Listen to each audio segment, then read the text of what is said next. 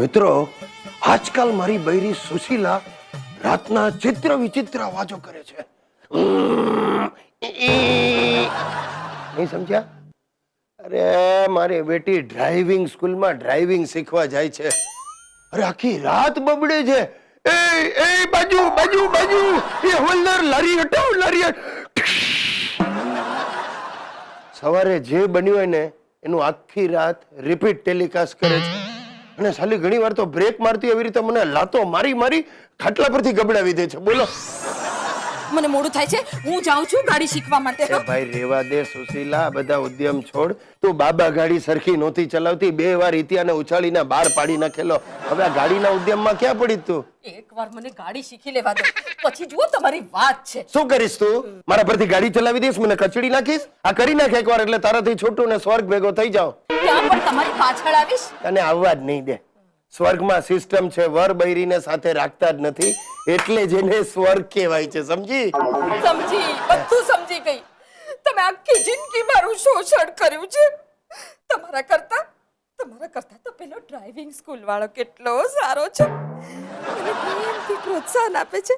મને કહે છે હાથ બતાવો, હાથ બતાવો. લે સાલો જ્યોતિષ પણ છે. ટર્નિંગ માટે મારી બાજુ વળો, એટલે લેફ્ટ ટર્ન માટે. વરસાદ નથી, વાઇપર બંધ કરો. એ ભાઈ હું તને એમ પૂછું, આ 2 અઠવાડિયામાં તું આટલું જ શીખી છે? હોય કઈ ગાડી સ્ટાર્ટ કરતા ને બંધ કરતા પણ આવડે છે. હા, હવે કાલથી ગિયરમાં નાખવાનું શીખી જઈશ. જો પણ તો લાયસન્સ ક્યારે મળશે તને? 6-1 મહિના તો લાગી જશે. પછી જેવું લાયસન્સ મળે ને એવા પેલા ટ્રેનિંગ સ્કૂલના ડ્રાઈવરને જ ડ્રાઈવર તરીકે રાખી દઈશ. લે તું લાયસન્સ લઈશ ને પછી ડ્રાઈવર રાખીશ? બસ તો બ્રેક મારવા માટે કોઈક તો જુએ ને. મિલતે હૈ બ્રેક કે બાદ. અરે હા હા, જતી રે. રોજ કે છે પિયર ચાલી જાય પિયર. આસા મને આસામાં જીવાડે છે. જા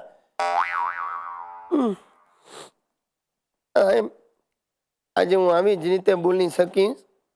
આ પત્ની માની એટલે હું તમને કહું આ પત્ની કેવી રીતે આવી એ પણ હું તમને કહું છું. આ અમારી સુશીલા છે ને, એને બીજું કાંઈ કામ ન હોય ને ત્યારે એ ફરિયાદ કરવાનું કામ કરે. ગઈકાલે આવીને મને કે ગિરીશ તમે મને જરાય ભાવ નથી આપતા, એ વાત મેં નોંધી છે. આ બાજુવાળા હર્ષદભાઈ જુઓ રક્ષા ભાભીને કેવા હાથમાં ને હાથમાં રાખે.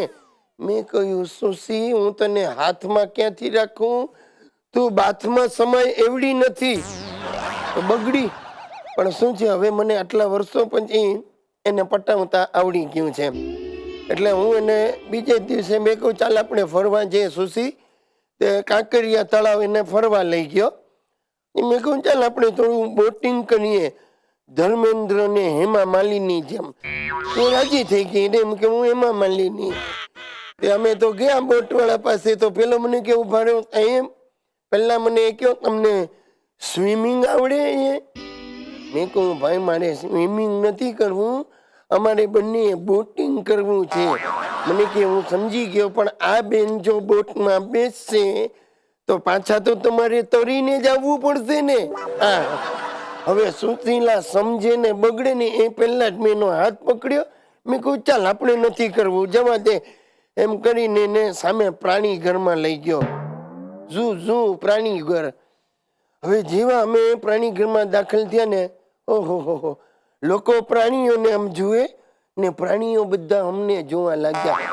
એમાં એક ચિમ્પાન્ઝીનું પાંજરું હતું. એ ચિમ્પાન્ઝી તો સુશીલાને જોઈને એવો ગેલમાં આવી ગયો, તે ચીચિયારીઓ પાડવા માંડ્યો. અને સુશીલા પણ એને જોઈને ખુશ થઈ ગઈ. અને ઓલા ચિમ્પાન્ઝીના મનમાં તો એમ જ થયું કે આ મારી માસીની બેન મને આજે મળવા આવી છે. અને સુશીલા એના પિયરિયાને જોઈને રાજી થઈને એમ ચિમ્પાન્ઝીને જોઈને દાંત કાઢવા માંડી. બંને એકબીજા સામે મેં કહું આ શું ચાલી રહ્યું છે. પછી મને ઓચિંતાની કે ગિરીશ જાઉં જાઉં પોપકોર્ન લઈ આવો. મેં કહું તારે હું પોપકોર્નનું કરું? મેં કે મારે આ ચિમ્પાન્ઝીને ખવડાવે છે પોપકોર્ન. મેં કહું ભાઈ રેવા દે, અહીંયા પાટીઓ માર્યો છે કે પ્રાણીઓને ખાદ્ય પદાર્થ આપવાની, પણ એ માને પોતે દોડીને પોપકોર્ન લઈ આવી અને પછી ચિંપાંજીને આમ સીટી મારે, આમ પોપકોર્ન ફેંકે, આમ પોપકોર્ન ફેંકે ને એમાં ચિંપાંજી બગડ્યો. એણે સુશીલાનો હાથ પકડી લીધો. સુશીલાએ ચીસા ચીસ કરી મૂકી, ભાગા ભાગ થઈ ગઈ અને હું દોડ્યો એને બચાવવા તો સાલા ચિંપાંજીએ ધોડ દઈને એક મુક્કો મારા નાક પર મારી દીધો.